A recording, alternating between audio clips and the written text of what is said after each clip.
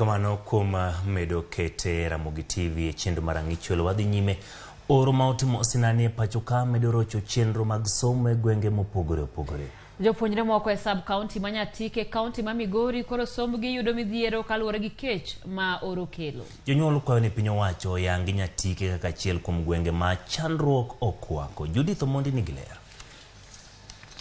Nyatike yudore kilomita maromo 45 koa e boma ma Migori. En kinde mag somo. Kata kamano, jopuonjre mag skund primary ma Kangaunditi to luwo ndara. Oro daroge klese ka gidang'ni kod kubni gimanyo pie kor gweng'. Lowo barore, yiende otuo.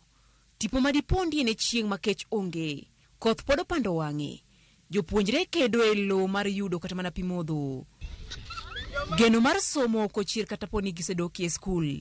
Kaluwore ni kwan mar jopuonjo dok piny. Jonyuol ywak ni jopuonj 4 kende mokawo ting' mar puonjo jopuonjre maromo 500. Teachers no bedo gi problem mano kel ni delocalization cha. Ne gibiro ka to gidhi te modong jopuonj 4 versus nyithindo 500 e problem. Nyithindo waketho gi giburo bura kanyo gigaga koko. Onge kaka jopuonj 4 nyalo manage nyithindo 500 e skul.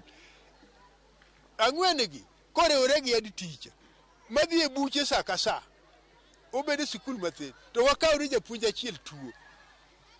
4 head teacher no dhi e bura achiel betuo dong 2. Koro jopuonj 2 handle nyithindo 500 impossible. Ma osekelo achiedh nade ne nyithindwa nikech duoko ok bi maber nikech jopuonj waonge go maber.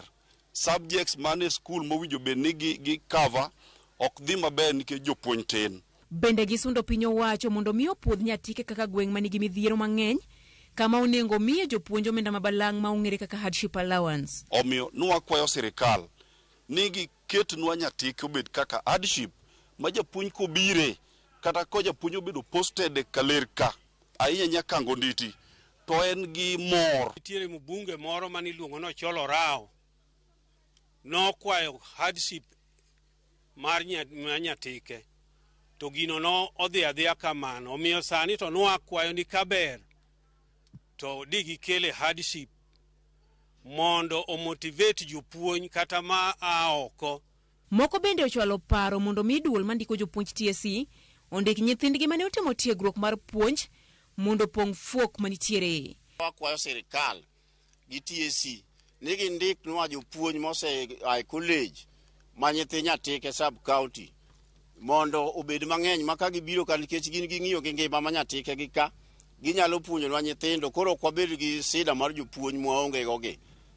Awacho katiko ni kaka Kangonditi secondary wakwayo kaka jokaler kendo kaka jokanga ne japuonj maduong' principal noyudo transfer sama nyiso yaw school manodok nyaka sani Kangonditi secondary school onge japuonj maduong'. Ma nyalo miyo nyithindwa som maber, ma nyalo miyo wan be kaka jonyuol wawinj maber nikech kata obedo ni wan e hardship to nyithindwa gi wan mwanyuolo gi ka, wan mwatero gi e skul ka e hardship ni ging'iyo go.